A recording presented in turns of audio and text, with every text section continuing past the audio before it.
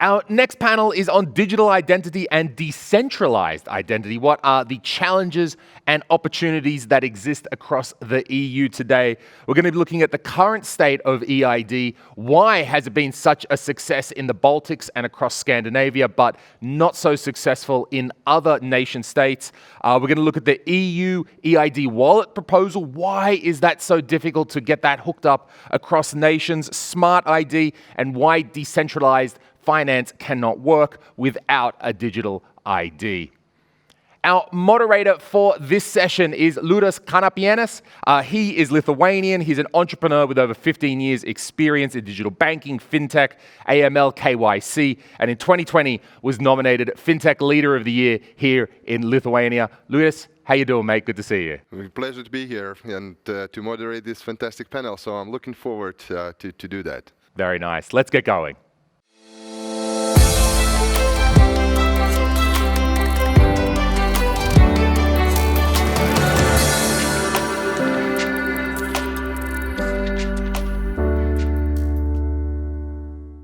Hello everyone, my name is Liudas Kanapienis. I'm the CEO and the co-founder at Ondato. I'm actually pleased to have this conversation about the digital identity and the decentralized identity for its challenges and opportunities. And with me, I have 4 other guests that I would like to introduce. So maybe John, kick off from and please introduce yourself. Yes, hi, I'm Jon Nølnes, based in Oslo, Norway, and working as product manager, signatures and trust services for Signicat, which is a company offering identity-related services across a large part of Europe. And actually, I'm sorry not to be able to join you in beautiful Vilnius, because I could also have visited my new colleagues there, since Dokobit company in Vilnius is now part of the Signicat family, which we are very pleased. Good, thank you so much. Barbara, please introduce yourself. Hello, my name is Barbara Hanasek.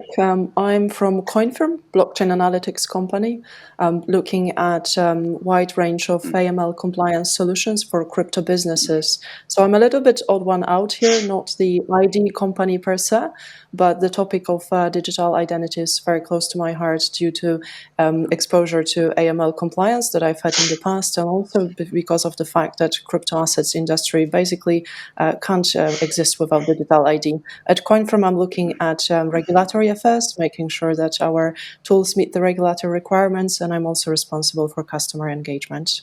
Great, thank you so much. Kalev, can you move on? Yeah, my name is Kalev Pihl. I'm CEO of SKID Solutions. We are an electronic identity provider in Baltic states. So our biggest product is the Smart ID, but we also offer mobile IDs, both in Estonia and in Lithuania. And also Estonian ID cards have our electronic identities on them. So yeah, that's what we do. Thanks so much. And I have with me Audrius. Audrius, please. Hi everyone. My name is Audrius Ramoška. I'm representing Soveria, the company which is working key activities related to distributed identifiers and more particular verifiable credentials. So this is our field of interest. Good. So guys, let's kick it off. When talking about something and the challenges and opportunities, of course, we have to just state the current situation. So maybe John, let's start with the conversation. So what we have now, like what is the situation with the digital identity today? It's a really mixed picture, you could say. Focusing on Europe, of course, also if you look globally, there are lots of differences as well. But if you look at the European scene, I think it's important to start from the fact that identity and digital identity are national matters, even within the EU. We do not have anything like a European or EU identity, where all identities are national. And you can have multiple identities, multiple national identities, of course, depending on citizenship, residency, or maybe you have rights or obligations because you worked in another country. But those are all national. And this means also that when it's left to the different member states, the level of advancement in digital identity is so different across Europe. You could say my goal would be what the European citizen or any citizen of any country need is EID as a commodity, electronic identity as a commodity. This means more or less that, let's say, 90 to 95% of the adult population will have a reusable EID and will use it, let's say, about twice a week at least. If we put that measure, there can be something like 5-6 countries that fulfill that measure. You could say the advanced countries are the Nordics and the Baltic countries, maybe in particular Estonia, but also the other 2 Baltic countries. And stuff is happening in Benelux, which is also pretty advanced in this area. But if you look at other countries, there is virtually nothing. Either there are no deployed EIDs or they are not used. And this has also been recognized by the European Commission, because you have this eIDAS regulation regulating EID and trust services across Europe. And the general consensus is that eIDAS part on EID has failed because it didn't do enough on getting the national situation settled, and also not enough on coordination. So it's happening now in many countries. We see progress in countries like Italy, Germany, Poland, France. Lots happening in the EID area, but still many countries are lagging behind. What we also see, yeah, please. Yeah, John, it's just a bit of to reflect, because Baltics were mentioned, and Kalev, if you can elaborate on that a bit of from your perspective, just on this topic as well, because the FinTech in is still the Baltic conference mostly. So, Kalev, can you a bit of elaborate on this from your perspective? So how are we doing in Baltics? Yeah. So I think that Baltic market, as Jan already said a little bit, are advanced in some ways, that we really have something on the market that is reusable, like electronic identity, as Jan mentioned that as a cornerstone of some kind of measurement. So yeah, we are advanced to some level, but then again, I think that the market of Baltics is really closed and small, and what we are looking for, or like I think the FinTech industry is looking for, is at least EU-wide digital identity schemes, and even better worldwide digital identity schemes, and that's, I think, that where we are not even close to at the moment. So. Okay, so can we say that current eIDAS scheme is not operational?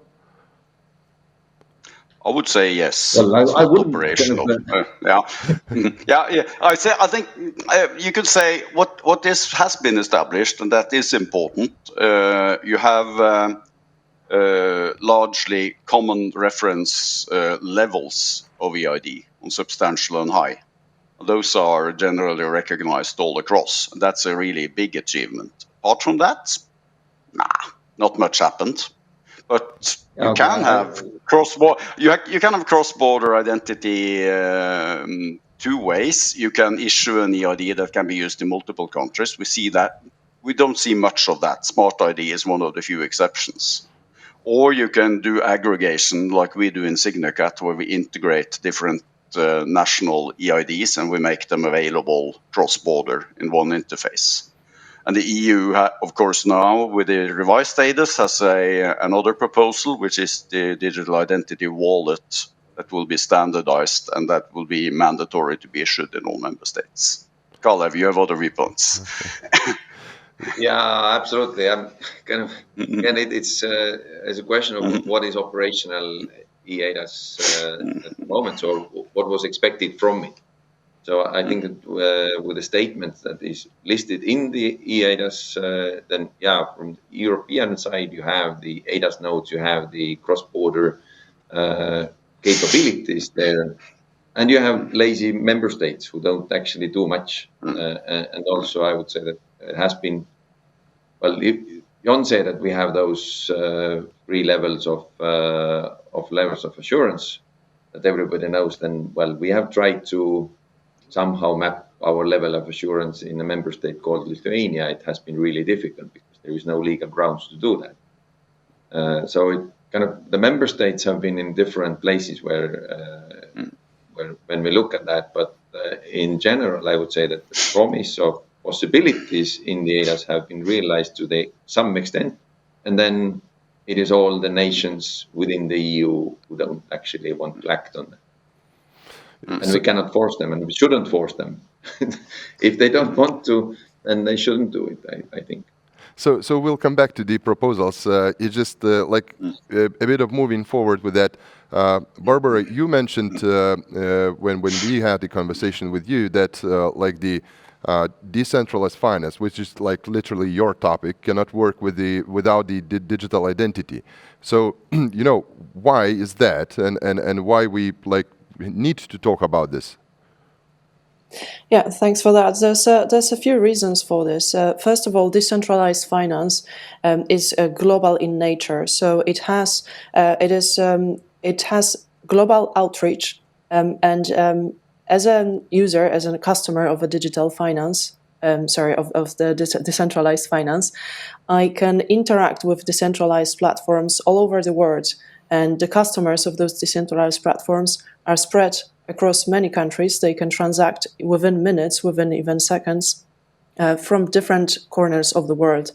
For that reason, I strongly believe that managing decentralized finance without digital ID and without decentralized ID in particular would fail in long term. As of the moment, decentralized finance is not subject to well, let me rephrase. At the moment, practically, decentralized finance does not use AML KYC controls to the extent that it should. That situation will probably change over the years with the regulators looking into decentralized finance and trying to work out a good framework to regulate that, to impose AML KYC obligations. And with the global nature of decentralized finance, I don't think that traditional IDs would work. The second reason that I would mention is the mere nature of decentralized finance. It's based on decentralizations where users and customers of decentralized platforms feel more confident not giving the control over their assets into a centralized party. So I would be surprised if the users/customers would be willing to give the control over their ID to the centralized party. So that's why I think decentralized ID is the future for decentralized finance. Okay, so we're now shifting basically to Audrus, to you. So you know, it sounds like we have the infrastructure there and with some kind of regulation, all this stuff. But so then, why we need this change? No, so you were working on the project like for quite a few years already. I know, maybe even longer that I don't know. And why we need that? Like why the customers need that? Actually, colleagues already identified key problems on a EU level where eIDAS failed because it was not very well prepared for cross-border. On another hand, worldwide community knows about issues that certain type of functions in general it's not accessible on internet now. For example, to prove that you have certain level of education, I mean in a true digital way to prove such. Also to prove that you are above a certain level of ages to buy some restricted or use some restricted services, and everything is known. And up to now, or let's say up to when blockchain or distributed ledger technologies comes, it was a lot of tries to found this way how to embed or to upgrade internet to have proper identity, to have proper transactions, of course, security at certain level. And this is, I would say, key driver why we need this distributed identity, because we do not have any other alternative, because centralized identities or federated identities doesn't solve these problems. Yeah, so but now we are kind of shiftly moving to another a bit of topic of then new proposals of EIDAS, yeah, so and all these wallets. So does it solve the problem then? Maybe John, you can also like give your point of view. Yeah, it's a very good question, and the answer by now is we do not know if it will solve the problem. But it's a pretty bold move by the EU to say that okay, we go further to all member states, including the reluctant ones, and say that listen, guys, you must ensure that all your citizens, residents can get a digital identity wallet. Either you issue it yourself, you have someone issuing on your behalf, or you let commercial actors do it and you approve these commercial actors to cover your market. And I would say it's not self-sovereign identity as such, fully self-sovereign. Rather, you could say it's self-sovereign identity inspired, but it surely goes a long way towards distributed identity, and it goes a long way towards user control and user centricity. And this is really important because I really don't think that there's anyone in the identity business or an identity expert that would claim that this is a wrong move or this is the wrong direction. On the contrary, it's the way we need to go. The small Kalev maybe disagree, but we'll see. Yeah, but it's more like in principle, it's the right move, and then it's a matter of making it work. Can it work? Can it happen? Can the user take on the responsibility in a good way? Will governments really deploy wallet more than just formally check that? Yeah, it's available. We've done our duty. What will be the relationship to the existing deployed DID schemes? And there are many questions related to it. But it's a bold and challenging move, and I'm as a principal, I like it. So that's where we talk about the challenges and opportunities. But Kalev, can you agree with that? Absolutely no. Other than somebody being definitely bold there, no. I think that I read the explanation on the new EIDAS, and I kind of agree with the problems, but I see very little connections between the solutions and the problems. I've called this EU wallet idea a solution that really seek for a problem to solve, and then was assigned one. But all in all, I would say that this all member states jumping on board is a good idea, and that is basically one line there stating that within some months after this enforcement, all member states have to notify at least some kind of scheme that is available in their member states. And period. That would solve the issue that we are discussing, that some member states haven't jumped on board. We don't have to invent a new scheme for that. And that would kind of be response to the member states issue. But the cross-border issue is somewhat totally different. And the cross-border issue still that hasn't been solved and hasn't been even addressed anyway with the EU wallet as well, is that when Kalev is learning in Vilnius University, and at the time having maybe a resident permit from Lithuanian government, getting the degree, and then moving to Netherlands at some point, and then having in 20 years Netherlands identity, and then wanting to get from Vilnius University the diploma that he actually got, then there is no way to identify that Estonian citizen at some point in Vilnius University who is now living in Netherlands being the same person. And that is not in the agenda at all. And that is the biggest thing that we see that worries everybody when we talk about cross-border identification of somebody, that when we meet over the electronic channel, it's very hard to understand how they connect to those different identities we have seen so far about that same physical person. Yeah, Audrus, can you? Actually, from my point of view, it's a very good point, Kalev, because I read this document as well, and for me, it's obvious that the European Union is trying to establish something like EU ID. And this is, I think, will address exactly that problem you are referring about Netherlands and Vilnius, about the same person.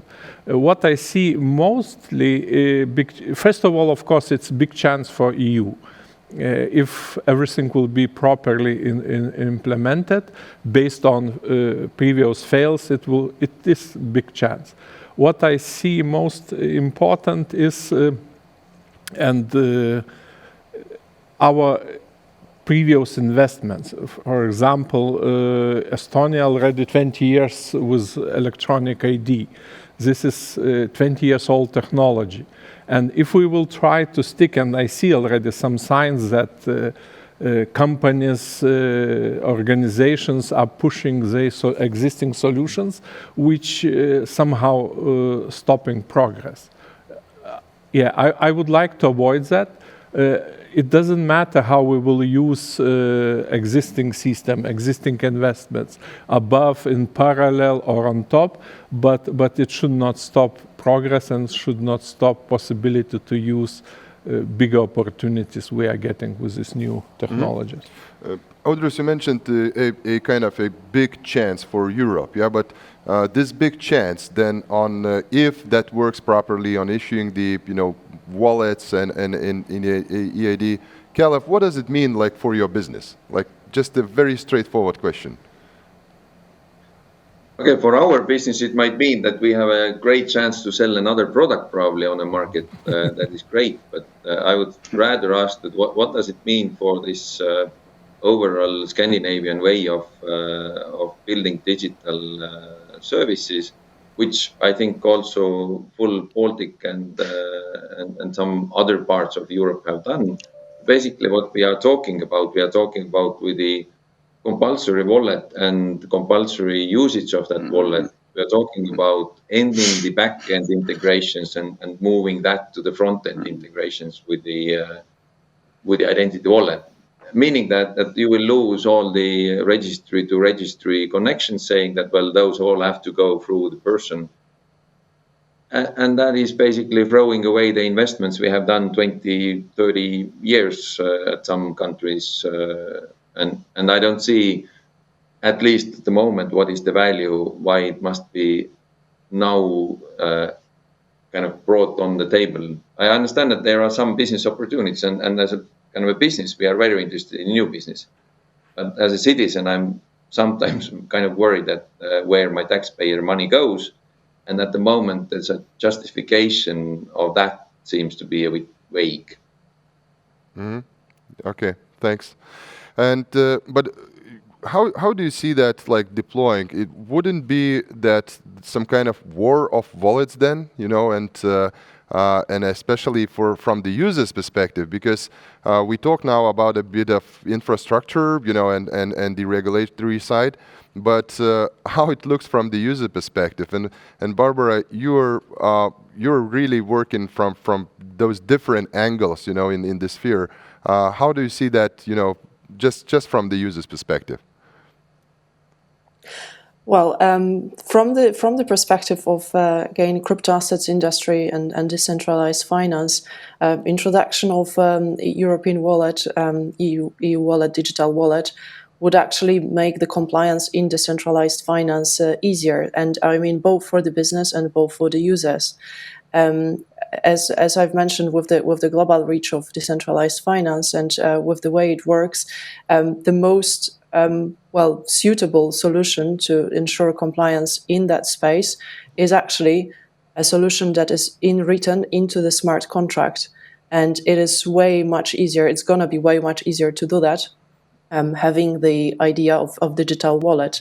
It goes along lines with the whole digital finance package within the EU. From the user perspective, especially in the context of decentralized finance, we see that customers and users are quite skeptical about any sort of KYC AML checks. So the easier it is for them, and the less they have to do on their part, the more likely they will comply. On the other hand, the use of decentralized wallet will give them the ability to control their ID and to have the oversight of who can access it, when they can access it. So again, that goes along with the whole spirit of decentralized finance. Now, that is not to say there are no challenges, and I completely agree with what has been said so far with regards to the biggest challenge of the wallet being the interoperability and how it's going to work between the countries, because that's the crucial element to ensure it will be effective. John, you're like really supporting those integrations and then different. Can you reflect on this?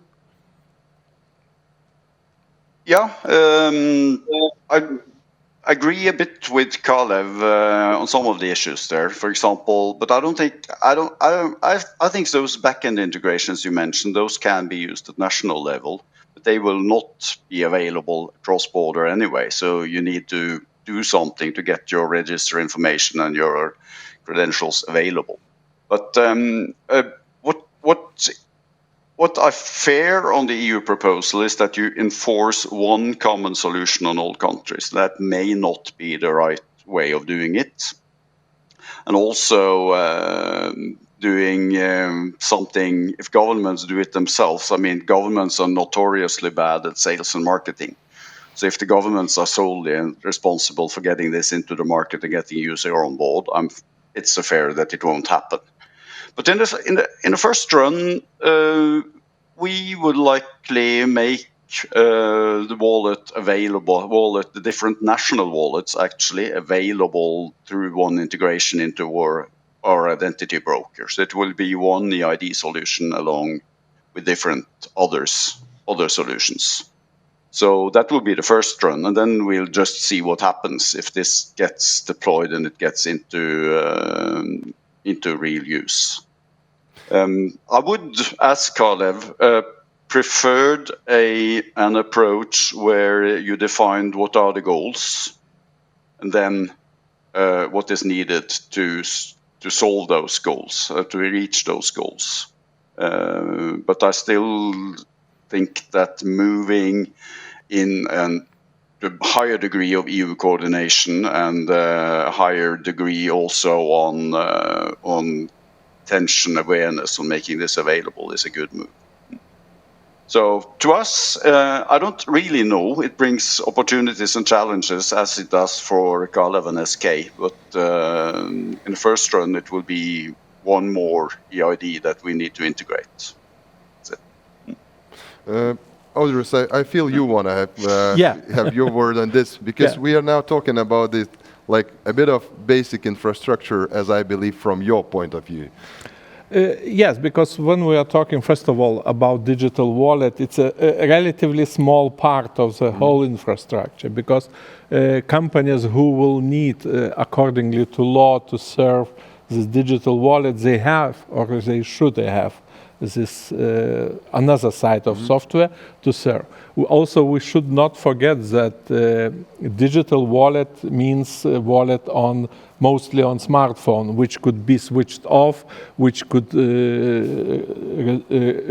discharge battery and can't work. So, but people should be accessible this wallet 24/7, and it is a lot of small pieces for big picture. So wallet itself, it's, for end user, yes, wallet, it's enough. But for technical people, for community, it's much more. Another part, referring to what Kalev said, we need to know that we will not need a lot of integrations from a wallet point of view, because it's already invented some additional protocols, like, for example, DAD communication protocol, and it is already second version. What I would suggest, especially for people involved in EU team who is working on Toolbox, to look into Canada. Ontario, Canada, they already announced specifications and some standards they are planning to consider for their wallet. And this could be a good example to understand which direction most probably EU Toolbox will go. And this is, when you understand this technologies architecture, it gives some good ideas how we could integrate existing most advanced Scandinavian systems or less advanced in other countries. And this could coexist very, I would say, well, from my point of view. But where do you see the EU is moving today? Like, because you say that they have to look at the Canada example, but there's also some kind of view that they have at the moment. I think I would say, answer is two-sided from my side. First of all, this wish to improve EIDAS regulation, it's a very good sign, and it's very advanced, and this is, I would say, perfect step. Another side, of course, how we will end with this step. Mm-hmm. So, because, we are talking now today, we heard already some concerns. During summertime, after announcement of EIDAS, it was organized a lot of workshops where people raising a lot of concerns, and everyone is looking now to Toolbox preparation, which is part of EIDAS upgrade. So, I would say two sides. One is very good that this was made. This next one, which is not known yet, how we will finish with that. So, and I believe that the main question is then, how it will be implemented, and especially in different countries, because that was already a bit of mentioned, but maybe we can have a more deeper discussion on that. So, are the countries in the national levels, and especially the governments that are usually trying to build not only the infrastructure or the framework, but also the applications for it, are they really ready to do that? Kalev, I really believe that you have a lot to say in this topic. Well, I tried to say a little bit only, but I think that the prime example of that is the last EIDAS, or the first EIDAS release, and the EIDAS nodes that we had. And basically we had the infrastructure ready, we had how it was already stated, that we have standards and we have everything ready, and then comes the Germany and says that, well, but with our laws and regulations, the EIDAS nodes have to be reconfigured on all the member states, and that's the story. That there are those member states who still force everybody to change the path after even the regulation has been taken to govern them. So I'm not the big dreamer in that sense that I would actually believe that it will solve all the issues. I would rather think that we will have additional issues, because the EIDAS 2.0 doesn't take away any of the current issues. The EIDAS nodes as they are must be there. All member states have to support that infrastructure. The wallet is just an additional thing there, although to some extent mandatory thing to accept at least everywhere. And that's kind of what makes this other infrastructure maybe meaningless. But anyway, we will have a lot of different weird pilot projects around Europe, I think, for some years, thanks to that regulation, if it comes to force. Still, to everybody who is listening, don't think that it is already a regulation. It is still the proposal from Commission, and there is no regulation yet, as the EIDAS 2, there is EIDAS 1. And this wallet, if you talk about standardization, I think that I already see a lot of different those existing pilots or actual implementations in different countries, like in Poland. Great project. It doesn't comply with the expectation of the EU Commission. And now the question is, where does this Polish wallet end up? Like, definitely they would like to standardize that as a way forward for Europe, but and also Germany has a challenger there, and there are different pilots which try to be the European wallet now. I don't think that any of them will individually win. Like, we tried to mandate what is the digital signature format in Europe and came up with 3 different standards for that. We will have the same issue with wallet, believe me. So that's where I want this conversation basically to a bit of move and to touch, and that's why I'm always coming through those different angles. So John, you work in different countries, you know, with the different providers and EIDs at the moment, and regulations as well. And the Poland was mentioned, a really good example on this as well. So how do you see from your perspective, if it's, you know, we do understand that the targets are really good, you know, so the initiative in general, every one of us agrees that it's a good chance, you know, and a really good opportunity basically to standardize that. But do you see that possible? I think the timeline that the EU has proposed is way too short in this case, because they have given themselves 12 months to establish the toolbox, means common specifications and standards. And as we are discussing here, where do you start? You start from Canada, you start from Poland, you start from Germany. As we say, there are different solutions out there that are being tried out in practice. Poland is a good example. We're involved in something in Germany. The Finnish government had a call for a wallet solution, and they were suddenly faced by the EU initiative and saying, hey, should we complete this call and make something Finnish, like a Finnish wallet? How do we ensure that this eventually can align with the EU system?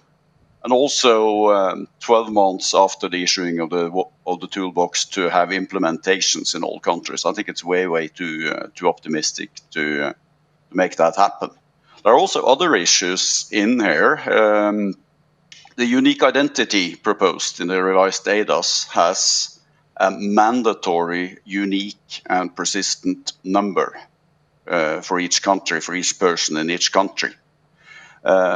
We know this works in the Nordics and Baltics, where we have personal identification, national identification numbers, but many countries don't have that, like Germany, France, or they're not available, at least for any common use. So will this make its way? We have countries that cannot, like Germany, that cannot really uniquely identify their citizens as it is.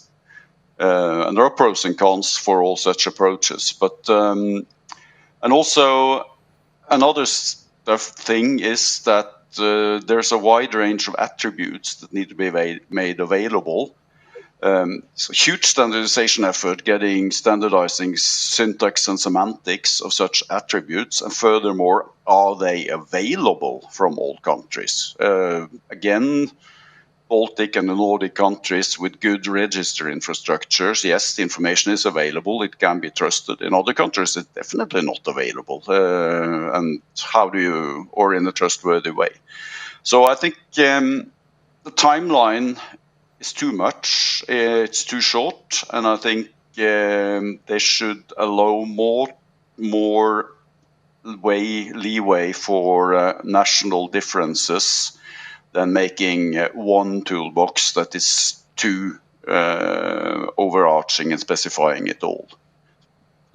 The important stuff is interoperability, not that it's the same solution all over.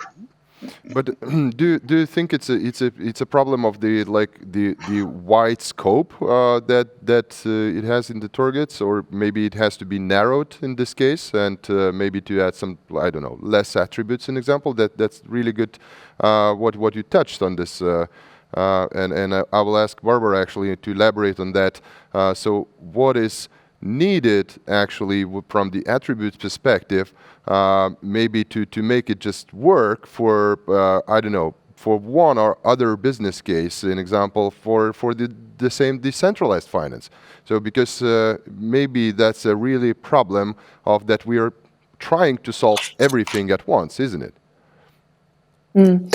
I would actually say it's a wider issue than the attributes and the details. I think drawing a parallel to other EU discussions, it takes, let's say, a change of attitude and kind of a more collaborative manner into agreeing something on the EU level that would work for all the countries. And we see that in the wider digital finance space, in the discussions of, for example, MiCA, the Markets in Crypto Assets Directive, and the pace that it moves with. It's a matter of, let's say, kind of a compromise among countries. So rather than looking at what is in the best interest of your country, to kind of link that and compromise it with the best interests of the EU, and making sure that we as EU are competitive global wise.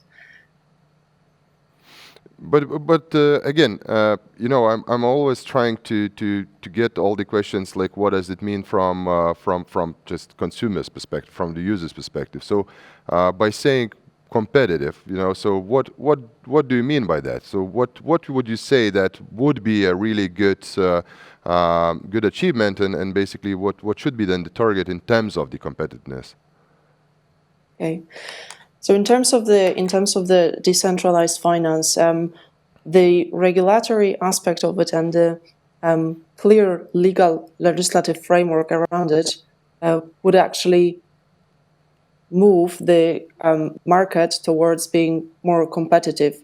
And we've seen that in other aspects of crypto assets. In, for example, Singapore being at the forefront of the regulations, or Switzerland. This is where businesses move and where they set up their headquarters for crypto assets industry, to have that legislative certainty as to where they operate, how they operate.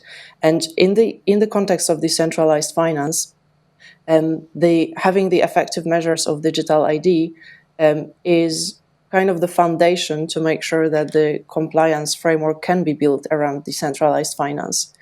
And with that, if we have fragmented different implementations of ADAS in different countries, it would certainly be more challenging to implement that verification of ID in decentralized finance. So having more of a standardized norm makes it way easier, I believe, to implement and to translate the requirements into the smart contracts. Because rather than using the standards of different countries, you can follow one standard into implementing the smart contract call into the e-wallet, into the digital wallet.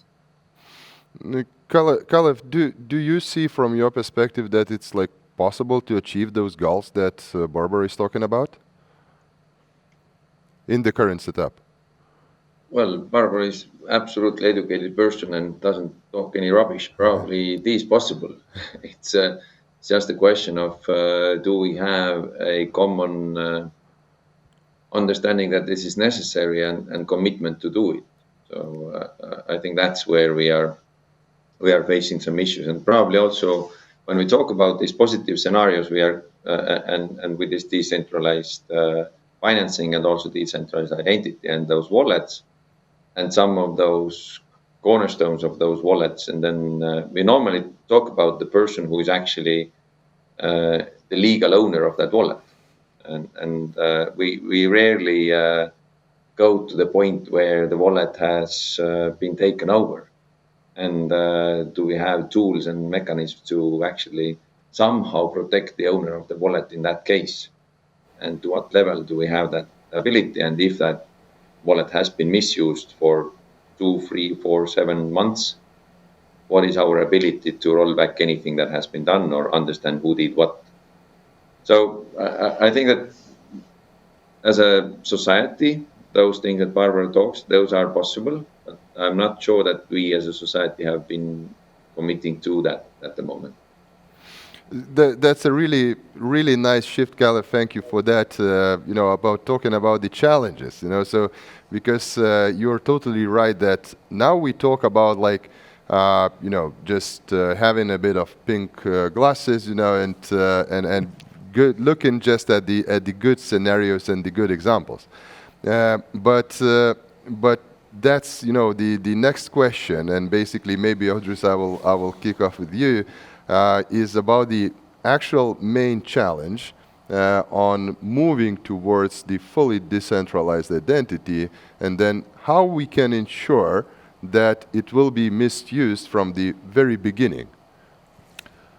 To be honest, very difficult question because it's somehow related to prediction, and this is almost impossible. But taking into account your question, also what Jon mentioned about this very short time frame to implement this, I would say, EIDAS extension, let's say this way, and a lot of uncertainties. It's difficult, very difficult to predict. But in general, I'm very positive. First of all, because I'm coming from technology side, and to be honest, we do not have any, as of now, any competitive alternative to these verifiable credentials, which is in mind for EIDAS extension. And what I'm thinking is that if this specification or toolbox will be prepared in a proper way, I would predict that it will be big pressure from end users to use as quickly as possible such type of advantages such digital wallet could provide. Because we started our today meeting from a message from Jon that EIDAS failed. And we know, and this quite detailed analysis by EU is done, what was wrong with previous EIDAS, and what is selected, what is expected, I think addresses very well previous fails. So in the short form, I still positive that if specification will be prepared quite well, pressure from end users to have possibility to identify ourselves in another country, to identify or to provide some information about person, about ourselves, could be big pressure for governments, for business to implement as quickly as possible. Mm-hmm. Jon, do you fully agree with that? And especially when talking about the challenges, because you work in this field as well, and you see not only the bright side of this part, but also the other side of users' activity and different tryings. So, can you reflect on this? What we see is that I'm not saying all, but at least almost all successful deployments and solutions in the identity area, they are a cooperation between public and private sector. It's not the government or the public sector doing it alone, but it's also not the private sector establishing something that government does not approve. So there must be some kind of cooperation here. I think it's necessary because it's long time known that in electronic identity and digital identity, you have a chicken and egg problem. You don't get any service providers to jump on unless you have users, and you don't get any users to jump on unless you have services that they can use this digital identity for. So you have this is a very difficult situation to solve, and it will be again faced by the wallet. Users will only want it if they can use it for something useful. The service providers will only accept it if there are users out there. So deployment and usage in parallel to make this happen, just like any other EID that has been deployed. So we made that in the Nordics. You made that in Estonia and also in the Baltics, and it's happening other places. But that's a challenge. That's one challenge, and to me, it's important that government cannot do it alone. they have to team up with the private sector, and maybe in particular the finance and banking sector, which are in need of strong electronic identity. So this is one element I would like to pinpoint in this as a challenge. Kalev, you build a really, you scaled a lot in different countries, and you probably know the recipe, so how then it can work actually. So can you share that? Yeah, I think that I would like to come back to the point what Audrius, I think, very well pointed out, that what we need is a mechanism for the market to actually work. I'm a strong believer in the capitalism, and I think that exactly that is what is missing in this current proposal. It is forcement from governments. There is no market traction. There is no scalability in that sense, and it's still member state bound solution. So I would really want to emphasize the potential of the market. I think that there is a market, and I think that this market should be regulated. Yes, it should be clear what can we bring on that market, what kind of supervisory institutions there must be in different places for that to actually it to thrive. But it shouldn't be, again, 27 member states implementing some technical project. That is not a thing that member state must do. They should actually create the marketplace where it can actually happen. And it should be across the 27 member states, not within all the 27 member states. So that is, I think, very good point that Audrius made, that when we actually say what it is, how it works, there will be market tension. The market will pull the solutions out from the companies. It will be actually implemented. We don't have to fear the fact that nothing will be there if we allow it to be there. So, and coming back, Audrius, to you. So then, but is that this push or the pull is more from the business side, but not from the consumer side? I would say from both, because when we started to think about Soveria, which I'm representing, initial idea was KYC, how to exchange data with KYC. For example, banks investing a lot, they're spending a lot of money on KYC, but now property agents also going under KYC and ML regulation, and for them it's impossible such amount. So and here it is already market that banks who already have big data to sell for such type of small companies. And in future, I'm sure Barbara will confirm such type of exchange of KYC or ML data will be much more required. So this is from business push, I think. When more business will understand benefits of what is coming with digital wallet, I think this one. And another side I already mentioned from users, when the people will know that they do not need to go to create apostille of his diploma from university, but he could do that from a home, from a bed, remotely, and then apply somewhere in Germany for job. This will be pushed from users. I think from both. Okay, good. Barbara, do you agree with that? Yes, certainly. I can only echo what has been said, and both from the consumer side and from the business side, and again, especially in the context of crypto assets, decentralized finance. It is let's say, beyond my imagination to view how that sector can develop within the next 5-10 years without the notion of digital ID.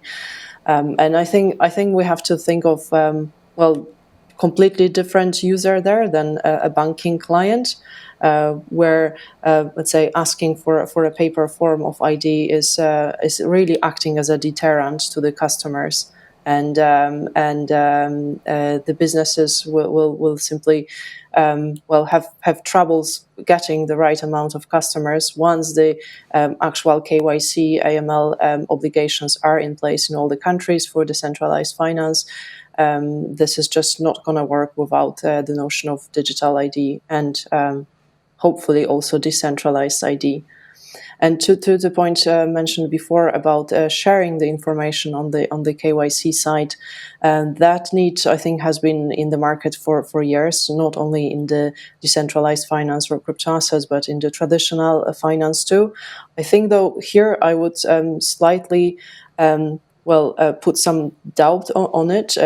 Sharing the KYC information always puts the risk of data privacy and always puts the kind of questions out there as to who are we sharing with, who's ultimately responsible for it. The transfer of data is there. Whereas if we think about the notion of decentralized identity, where banks, financial institutions, crypto asset businesses can access the decentralized identity, but it's ultimately governed and controlled by the user. I think the need to share the KYC will slightly move away. But obviously, that's a very long-term view that hopefully we will see.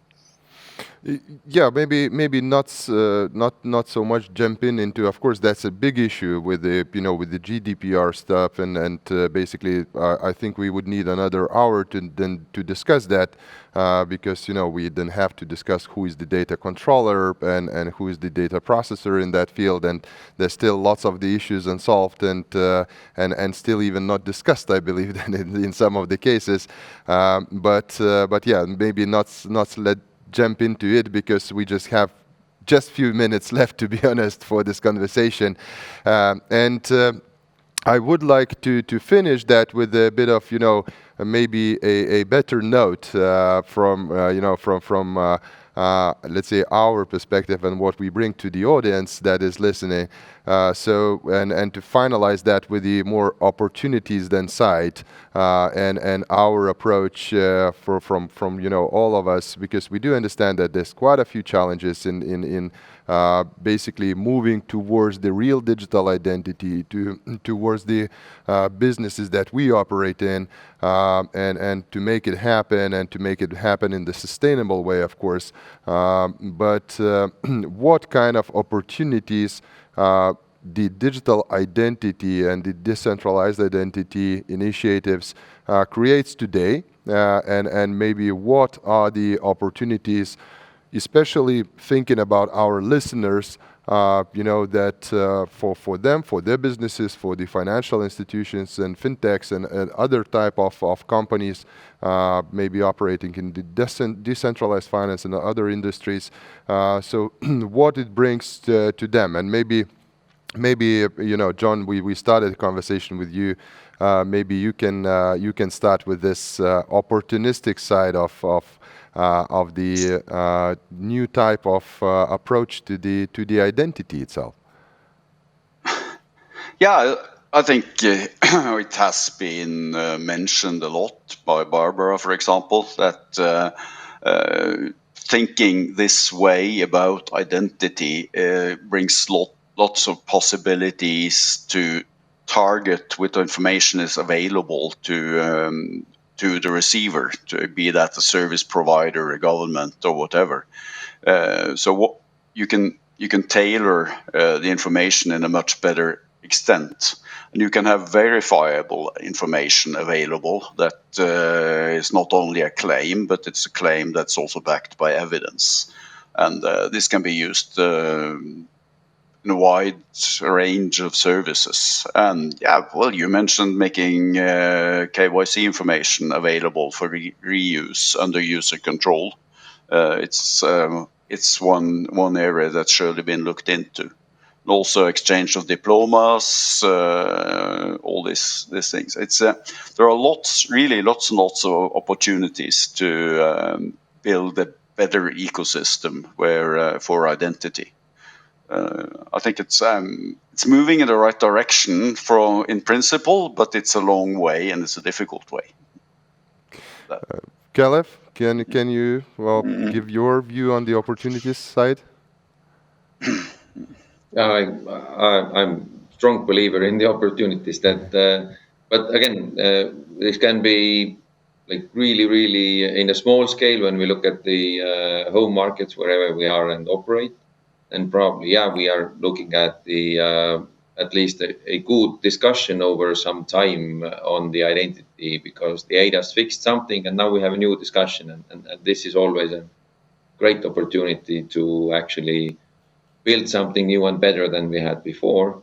But in a global scale, I would say that looking at the trends of identity as such, and then we still have like millions of people without any meaningful identity claim at all. The trend is that the internet will reach those people with the digital identity before their government reaches them with some kind of a traditional identity. So I'm thinking that the digital identity for the world is definitely well supporting the kind of sustainable development goals overall, that to support the overall digitalization. The services are mostly for people, and to serve somebody you have to know them, and that's why the identity is crucial there. So we are on a right path, I'm pretty sure with that. So good, thank you. Audrus, can you give your very short. opportunistic shot? Definitely. Actually, for end user, it doesn't matter. Is it distributed identity, wallet based or not distributed? The matter is services and what he could get. So I think this distributed identity by itself, it's nothing yet. But if you will look for us, for technology companies, through the additional layer like verifiable credentials, that could give us opportunity to provide much more better services and new services. Good. Barbara, final word from your side, if I may ask. Sure, really just one line, and echoing the message there. I'm quite having positive outlook, into the work that is done within the EU for the digital wallet. I do believe there are challenges, but from the consumer and business perspective in decentralized finance, I think it's a right step. If we are considerate enough to, as countries, as the EU, to look at that and to look at the implementation with the view of the opportunities that it can bring in crypto assets, I think it's definitely a great step to observe. Good. Thank you so much, guys. We are out of time. I would really love to discuss it more and more with you, but thanks for this great discussion, and I hope our listeners actually found something interesting for themselves. So thank you so much one more time. Thank you for all of you.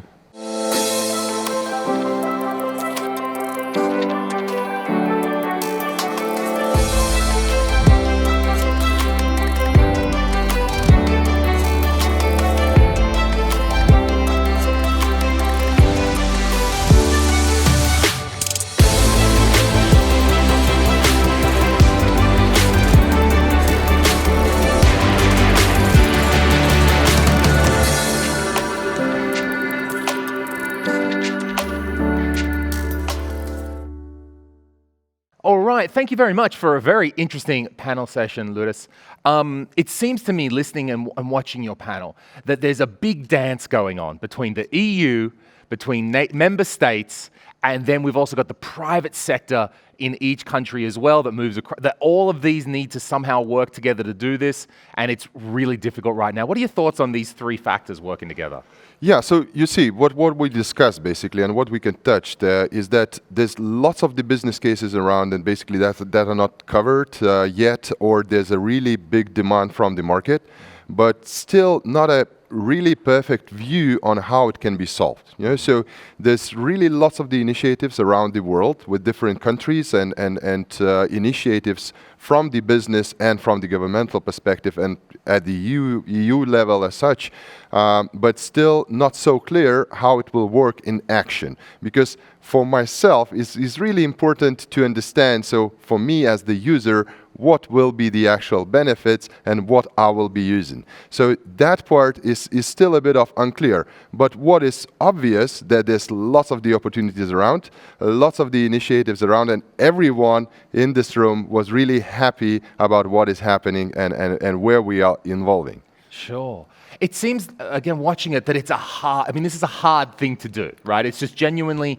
Now, the EU has solved many hard issues, and there's many difficult. Is this issue of a single identity or distributed identity, is it necessarily harder than any other project the EU's come along, or why is this so tough? Well, it really touches the kind of very basic but very core things, you know, and it involves the other like questions like privacy, you know, the security, right, and lots of the issues around that, because when we are now like talking, even today, we are talking about the good scenarios, you know, and kind of what we want to achieve for the like user like me or you, just, I don't know, going to, the really good example mentioned there, like, you know, Estonian with a Lithuanian diploma going to Italy and so on and so on. Yeah, so, but we have to always keep in mind that there might be a bit of other type of customers that will be try to just cheat the system, and that's where we are touching really like sensitive questions, especially with the infrastructural and of course the obvious rights on the